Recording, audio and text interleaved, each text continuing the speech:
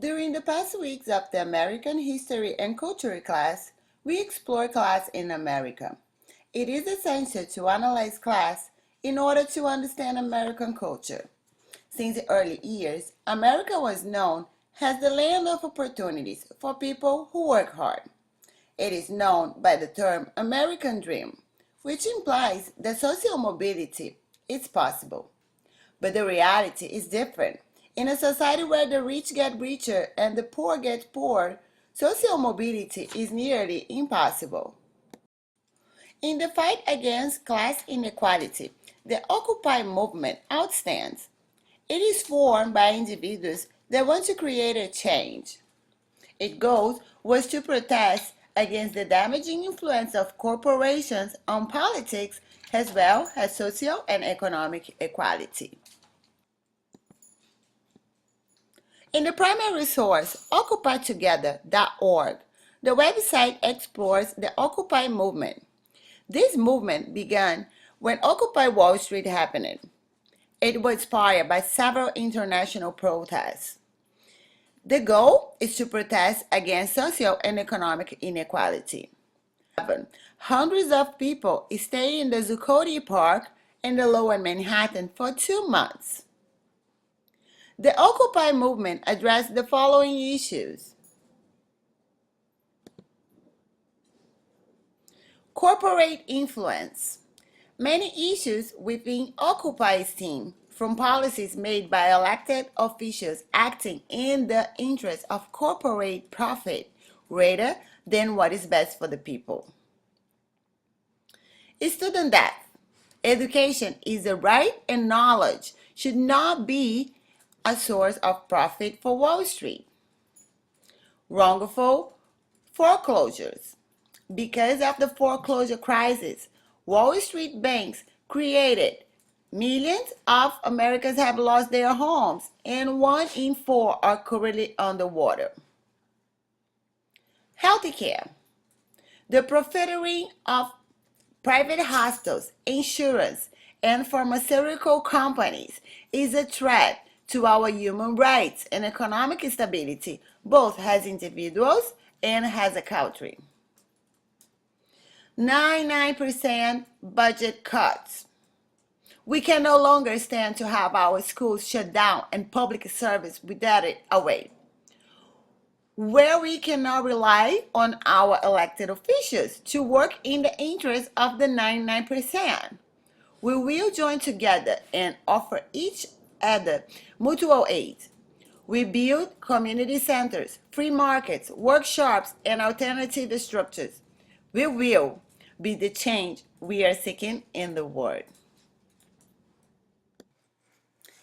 In my opinion, the main issue the Occupy movement addressed is the living wage.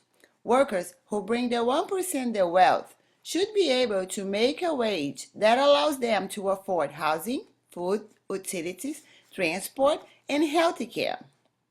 But the reality is different. The working class, most of the times, is not able to afford the basics for a comfortable life, and they are in deep debt.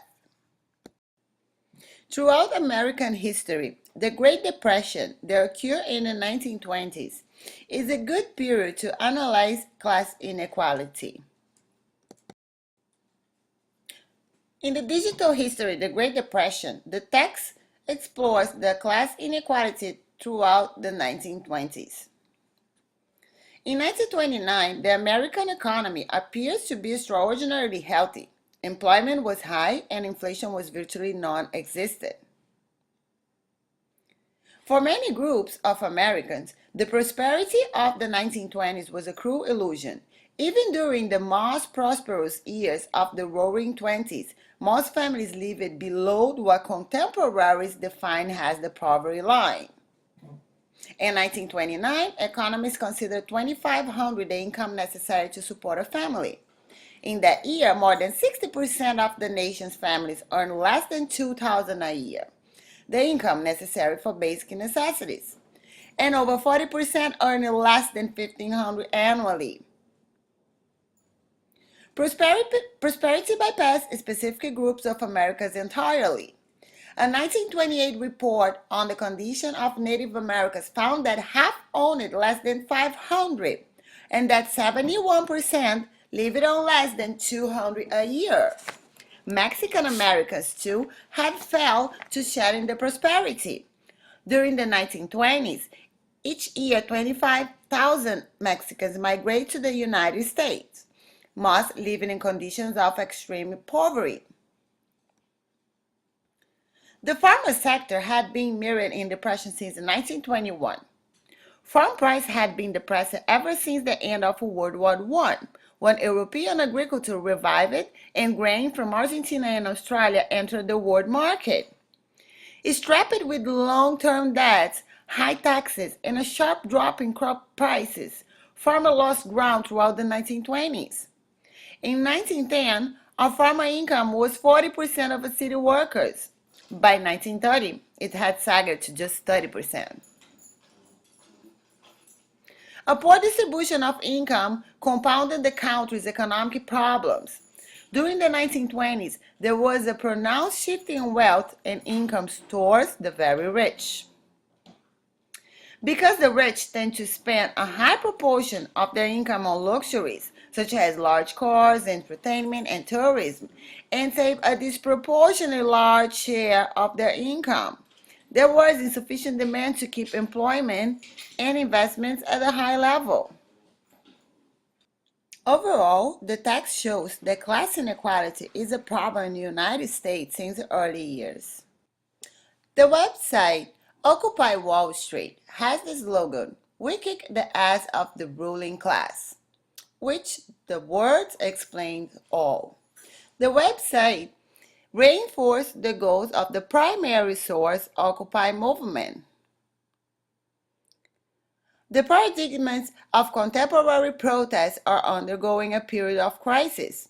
The global force that impacts our collective future stands outside the reach of traditional forms of protest that were developed to sway liberal democracies. The influence of money on democracy exacerbates the crisis by rendering it increasingly difficult for the people to influence their elected representatives towards an inclusive and peaceful society. And yet, there is a reason for optimism. The end of protests is a new beginning. On the horizon are increasingly complex and sophisticated social movements that will emerge in a bid to break through the political stasis and reorganize the existing. The website usnews.com has the article Solving America's Inequality Puzzle, which explores income inequality and social mobility. The author, Mortimer B. Zuckerman, stated, "There is a growing anger and alienation among Americans who are becoming convinced that the American dream is a mirage. It is no longer an article of faith that anyone who works hard and plays by the rules can get ahead. Moreover, we have regressed in social mobility and income equality. For the first time in our history, we are less socially mobile than Europe, and economic inequality is manifestly real, dangerous, and growing. The top 10% of Americans now account for half of the national income, compared to one-third a number of years ago. In addition, the equality we must strive for is not equality of wealth, but equality of opportunity, which is what has always made America great. But today, too many people are stranded in poverty, with long odds of getting out. Of course, we would just focus on raising taxes on the wealthy, but you don't want to punish success. What you want to do is to increase social mobility by providing opportunities for many people in the lower half of the economy to become members of the middle class. In the website CNN Money has the article How Income Inequality Hurts America by Steve Hargreaves. The author states, "It's not just income inequality, it's lifespan inequality, and education inequality, and declining economic growth. It's well established fact that the rich are getting richer while the poor and middle class are falling behind. The 400 richest people in the United States have more wealth than the bottom 150 million put together. Meanwhile, the median wage earned in America took home 90% less last year than in 1999. So how does inequality hurt? Lifespan. Rich people are actually living longer than poor people. The increasing disparity is a result of a variety of reasons, including material and social living conditions, as well as access to medical care according to HHS. Education. For Americans born in early 1960, 5% of poor people went to college and 35% of rich folks did, according to Russell Sage Foundation. They define rich and poor as top and bottom 25% for income. Only one generation later, Americans born around 1980, the number of rich people going to college jumped by 20 percentage points. For poor people, it rose only 3 percentage points. Economic growth. Some economists have long argued that a widening income gap suppresses economic growth and job creation. And maybe one reason this economic recovery doesn't feel like economic recovery at all. Our middle class is too weak to support the consumer spending that has historically driven our economic growth.